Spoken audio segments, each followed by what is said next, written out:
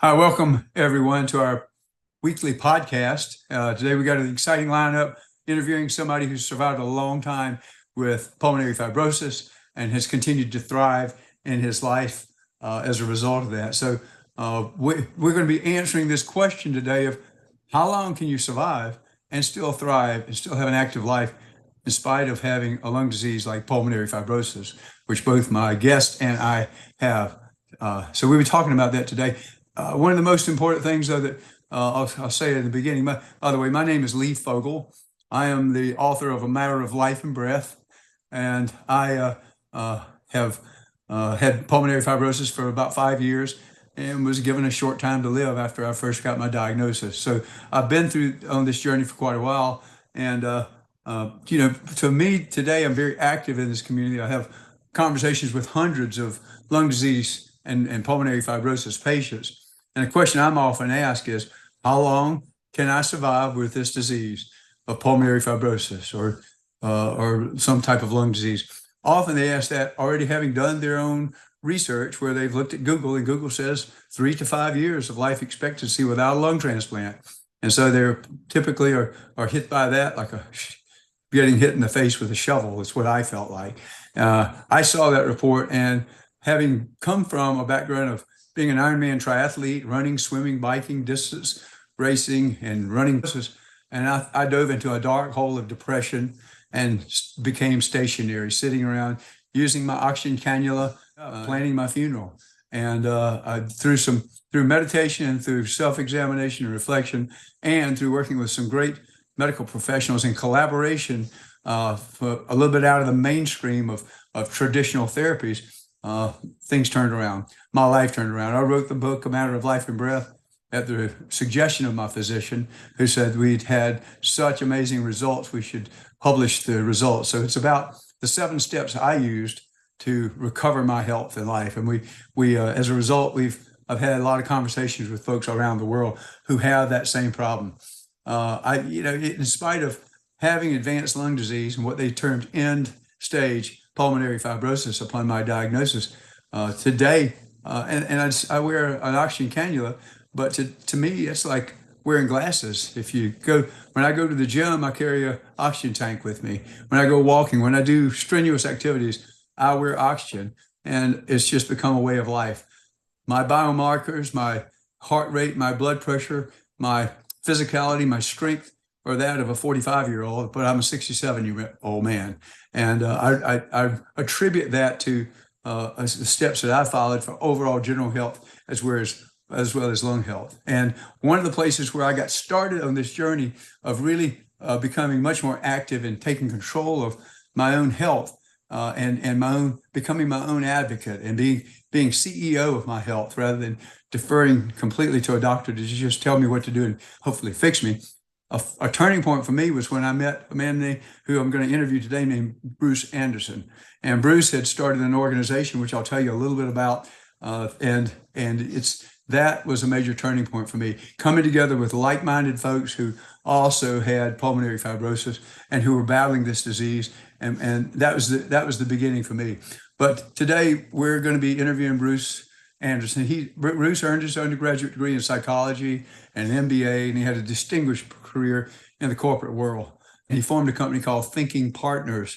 That company was dedicated to leadership coaching and developing folks in organizations. And that organization and the work that Bruce did for many years has had a lasting impact on countless leaders and teams.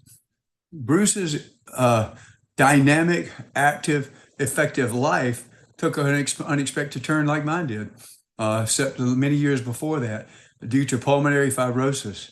And that was further complicated by a medical error in a procedure he had back in 2018, 4 years after his diagnosis, which left him completely relying on oxygen 24/7. And it ultimately curtailed his professional activities.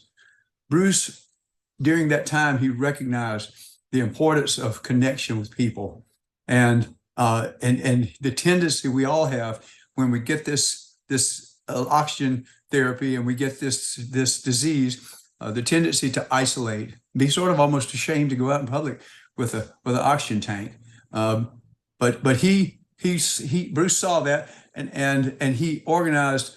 He felt like it was important to talk to other people, so he organized a small group of other patients like himself, and they began to meet on utilizing Zoom on a weekly basis to discuss the challenges, the activities, the ideas, the tips and tricks, the things that they were doing to make life more tolerable, more active, more enjoyable in spite of a lung disease. His group grew and evolved into several groups eventually, and then became an organization known as Pulmonary Success Circles.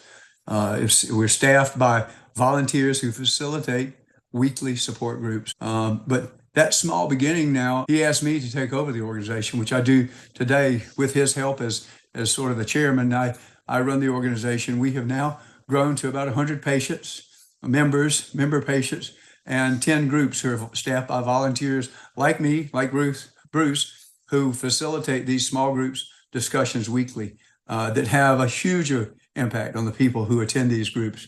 We have people from all around 5-6 different countries around the world. So with all that preamble, I'm going to introduce you to Bruce, and so you can say hello, Bruce, and we'll get started with a brief interview here to talk about your journey. All right. So would you like me to add a couple of things on the history? Sure. That might be helpful. Sure. In actuality, I built the website before I had my first group. Okay. I used the website as a vehicle to attract people by announcing it on the pulmonary fibrosis groups on Facebook. And so I built the first site or the first group using the website as an attractor, kind of like Field of Dreams, if you build it, they will come. And they came, and we had a total of 7 people fairly quickly. And at that point, I said, well, gosh, maybe I shouldn't bother creating more websites. More groups, because I was satisfied. I had what I needed. And then about a year, it took, I went ahead and built another group. And when Lee came, we had, how many groups did we have? 5, I think? I think 5. About 5. And then Lee has gone and put it on a rocket ship on a Falcon X, and we're going to really make this a big deal. So that's really the history. And what I found was that people were just naturally attracted to it. Those who are interested, of course, inquired, and I would interview them and kind of get a sense of who they were. And, the thing I've learned about these people, the people in the success groups, all of us are basically the same. We have our common humanity, and we can share our journey on with this particular malady that we have, and support each other in a very effective way. So that's just a little tweaking of the history. That's excellent, Bruce. Thanks for adding that in, and that's telling about that how you started it and that first small group. I mentioned 2018, I mentioned 2014, but how long have you had pulmonary fibrosis? How long's it been? 1 year to the month and about a week. 1 year? It was 10 years. Okay. It was December 22nd of 2014. Okay. So the 22nd, it will have been 10 years since I've been diagnosed. Okay. And since the word was first communicated to me. That's already sort of shattered the thing that people see when they query Google and say, how long can I live with pulmonary fibrosis? And it says 3 to 5 years. And while that's true, there are a lot of people who find it late and they decline rapidly. There's some factors associated with that, and we'll talk a little bit about what you've done. But you've already shattered that myth, I think. Well, I have, and it's very idiosyncratic. Some people can be diagnosed and be impacted and go downhill fairly quickly. Others take a long time. I'm definitely an outlier. And one of the things that I've noted for myself is this diagnosis is no friend, because you have this tsunami waiting to hit you with the PF, and it's on your mind, and it creates a huge amount of uncertainty. And like all of us in life, we have to live with uncertainty. And it's on very much a part of this is the relentless understanding that you don't know when this is going to happen.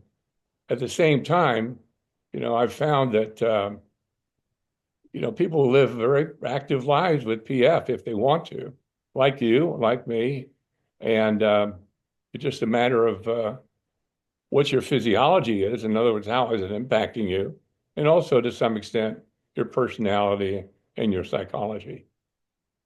Those are great points, and we want to delve into those because you had that sort of makeup, mental and spiritual or psychological, that enabled you to defy some of those early diagnosis and rapid declines. I experienced that rapid decline myself. When I got that diagnosis, over 11 months after that, I sat in a recliner preparing my funeral speeches or people's my funeral plans and Oh and yeah, no, doing I things to understand. prepare for death, Yeah, and yeah. that did not help. And especially because of my inactivity, I developed pulmonary embolisms, blood clots, purely from inactivity. So the turnaround of becoming active, that's something we'll ask about a little bit further along in here of what you've done to stay active. But right now, interesting, knowing about your background, I didn't know all the mountains you climbed in your life, Well, not just actually, metaphorical, but you've done yeah. high altitude work and No, not really. life. No.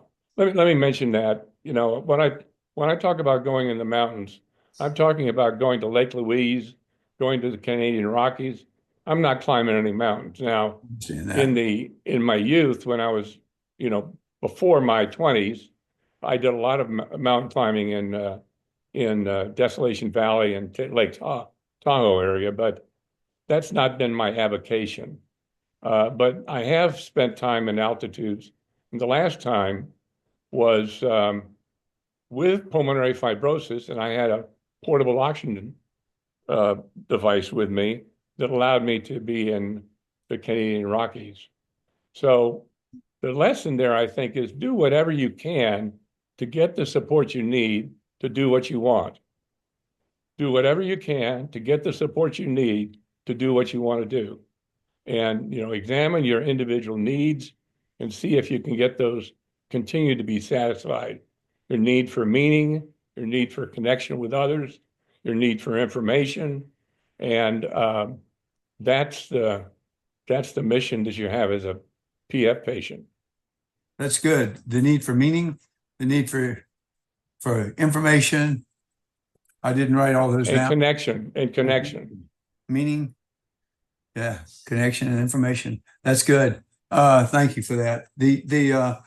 Uh, what were some of the low points for you that these great high points and all that you've done is fascinating, but those peaks have valleys. What were those? Yeah, it didn't really hit me big time until I got the 24/7 need to have oxygen, and that was obviously a big deal. It took me a while to recover from that, and just physically and psychologically, and adjust to no longer having a coaching practice, not being able to run around town and do my thing. So I had to redesign my life, if you will. And about a year, I wrote a blog, and about a year later, um, I thought about educating myself more, and I got involved in Noah Greenspan's program, which is a physical exercise program, pulmonary rehab. He's fabulous. Recommend him. And he pulled me out of the doldrums by being involved with him. And then I hired David Junga, Junga, who is a phenomenal pulmonology guru. I mean, he has got all the certifications. He's a pulmonary therapy guy. And I've used him now for the last 5 years. I meet with him weekly, twice a week, and we exercise together like a personal trainer. And he's pulled me out of more doldrums than you can imagine. with my great imagination about how I'm not doing well when in fact I'm doing quite well. Okay. Not so much now.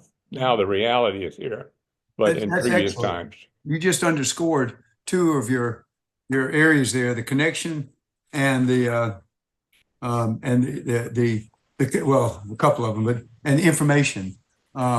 You mentioned Noah Greenspan, who his organization is, I'm not sure what it's called now, but it's Ultimate Pulmonary Wellness, and he had a Correct. boot camp. So here's a brief snippet on connection and the importance. When I met you and you told me about Pulmonary Success Circles, I was referred to you by the Pulmonary Fibrosis Foundation, one of the largest awareness organizations in the world on this disease. And I met you and we talked, and you immediately began to connect me with more information than I'd been able to get from any doctor. No doctor told me to go find Noah Greenspan and read his two books on lung disease. And you told me about him and his website. I read those books and I was so filled with information. One of the things that you just said, one of the important things, I had good, factual, medically science-based information on the disease from his books, and immediately went to his website and joined his pulmonary boot camp so that I could begin to be active. So that's a great example of how we learn from each other, patient to patient. Absolutely, yeah. And we don't give each other medical diagnosis or advice, but we say what's happened to us. Right. So in a circle, someone will say, well, yeah, I know you have problems with your cannula, but have you thought of this? Right. Or, I had a PF test, and these are the kind of things that I noted. Share those information. So we share information about our own diagnoses and challenges medically, and it's very, very helpful. I found that, as you mentioned, that all you do is you listen and you have a dialogue one-on-one with the speaker by asking a question if you can get in. But after that, you don't have any connection. There's no conversation with fellow patients. That is what this provides. So I think that's a good point, Bruce. One of the things that I noted, because I had been to some support groups, I'd found the Facebook support groups, and they were sort of helpful. It was a community there, but you really didn't know who you were talking to. But then I went and joined some of the big, massive groups, that different organizations assemble, where there's 40 or 50 people on a monthly call, and it's called a support group, a patient support group. But it's a one-way conversation. It's a physician or a rehabilitation person that comes in and they present slides and talk to you. And they're wonderful. They're wonderful. Yeah, they just great source of information, but it doesn't allow patients to get to know each other, and that's the value. Once I talked to you, I joined a circle, and I found myself in the company of 7 people, all who were at various stages of the disease. A couple were former nurses, so they had some background, but they were suffering through the disease just like I was. And we in each session, I noted we sort of rolled up our sleeves and talked about what's going on with us. We didn't sit around complaining about and lamenting the fact that we have it. We were focused on what are we seeing? What are we seeing in the medical information, new tests for different procedures and things like that. We were sharing information about how to live more active lives, and it was vital to my recovery. And that I loved it. And I went on to lead a couple of other groups as you had asked me to do, to facilitate other small groups. And I've seen that same thing. Once people join a group like that, you don't want to leave it. I've got a group that's been meeting for 2 years almost on Fridays, every Friday at 11 a.m. And I've asked them, do you still want to meet on every week? I mean, I don't want to burden you with this. We could go to twice a month. And they said, no. This is the highlight of our week. We love it. And we come away from that meeting feeling enthused and excited about ideas, and we are accountable to each other to stay active, which is vital in living a full and active life. Here's an example of how they can help.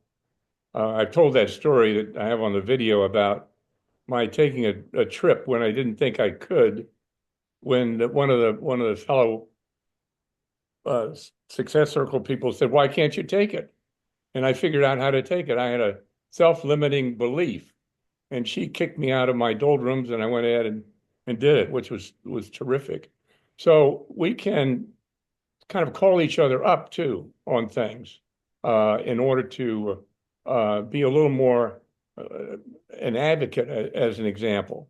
One doctor recommended that someone take do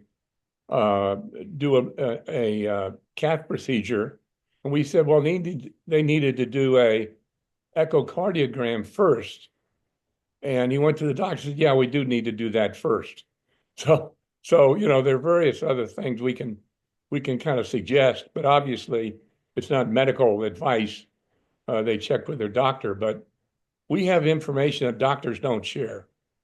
And so it's just, there's nothing negative about it. There's virtually nothing negative about it. It's wonderful. I think that's a vital thing. Yes, because doctors, they have protocols and they focus on the solutions at hand, and none of them have the time to spend an hour with every patient that comes through and really listen and try all sorts of alternative methods of breathing or of exercising or nutrition, things like that. But what I call that, what we've developed and what I find through my exposure to my two groups as well as a wider worldwide community of people, is the community has lots of information that we don't that we can extract from that community. I call it tribal knowledge, or we used to call it in businesses institutional knowledge, but it's that knowledge that gives us, so we can go to our doctors and say, hey, I'm thinking of doing this. What are your thoughts on that? Any reason I shouldn't? And the doctor, an intellectually curious physician, is going to say, yeah, let's try that. That's what's happened recently with me under the. I love the term tribal knowledge. Yeah, that's really good. The laser therapy is something I recently did, which is medical grade lasers have been in use since 2001 for various types of soft tissue injuries. They promote healing through reduction of inflammation and microcirculation activity. And so I had a doctor in Florida who said, I told him about it. He said, well, why don't you try medical grade laser therapy for the lungs? It's been used some on IPF. So I tried it, and he worked with me to take my pulmonary function test prior to doing it, and we had baselines. And then after 15 sessions, we tested again, and we had improvement. So that's something that idea to do that came from a patient in one of my groups who's in India, and he suggested it because he'd heard great things about laser therapy. So we learn so much from each other, and then we take that to the medical community, which helps expand this area of knowledge. So Bruce, I don't want to take up all your time or make this run over today, but what's it like for you now that you can look at our Pulmonary Success Circles organization, which has grown to 100 patients roughly, and it's at the rate that people are finding out about us right now, we're likely to double again in 2025. Absolutely. And it's a challenge because we need leaders for that. But what are your thoughts on that? Looking at what you started in that humble beginning, how do you feel about that? Well, at the beginning, after about it hadn't been 2 or 3 months, I guess, I hung up the Zoom call and I said to myself, "This is the best thing that I've ever done." And it really is. I mean, I've had a typical career. It's been a helping type career. This is obviously something that I'm passionate about. And I'm really proud of having set up the Success Circles. I thought I was going to have to close it down and have it dwindle until you showed up, Lee, and took the gauntlet, which I'm just thrilled about. And he's already making a huge difference. So I'm very proud of it. And I think at some level it's a legacy. Now, from my perspective, I'm just about to finish the journey. And tell us about the thing is, I thought I was going to die every year for the last 10 years. I mean, it's ridiculous. And but now I've gotten to the point where I'm almost bedridden, and I'm headed south. The reality of it is here. It's just not the mild speculation or the internal strife. So I've been on hospice now for 15 months. I'm going to end up probably be on hospice for 18 or longer. But I'm headed to the end, and I'm most okay with it. No That's problem. good. How do you I have a lot of folks who struggle with that, and even though it may be much farther away for them than it is for you, but you've always amazed me by your resilience and by your attitude toward it. How do you develop that strength, that inner strength? Well, I'm 82 years old. I've lived longer than the average 82-year-old person born in 1942. Many of my high school buds are gone. My father died at 54. His father died at 54. I have nothing to complain about. I've lived a full life. And so that's one thing. The other is I don't have a spiritual or, let's say, a religious background, but I've found in talking to a chaplain with the hospice folks that those who are religious are more fearful of death than those who are not. And I'm not fearful of death, and I think I'm going to be fine. And so, I'm just pleased that I have had an opportunity to make a difference in people's lives. Bruce, that's wonderful. I don't want to ask any more questions because that's such a powerful note right there to end on the impact you've had on many people's lives and your acceptance that, look, life is a terminal condition. We all die. Absolutely. And you've had a rich and full life, and you've impacted a lot of people. And I'm so grateful for having met you and the impacts you've had on my life. And I get to carry on that legacy to some degree for you while you're here and after you're gone. And you'll always remembered fondly by a whole lot of people in what you've created. So thank you so much, Bruce. We're going to end now. Thanks so much for watching our podcast today. If you enjoyed this and found it useful, please be sure to press the thumbs up like button and subscribe, and you'll be notified of future podcasts we're doing. We're doing one a week, typically in 2025, where we'll be interviewing healthcare practitioners as well as patients and bringing relevant information to the entire lung disease community. So thanks a lot for that. There are also links in the description of this video below on your YouTube channel, and there'll be some links for some downloads or websites you can visit for more information. Thanks again. Bye.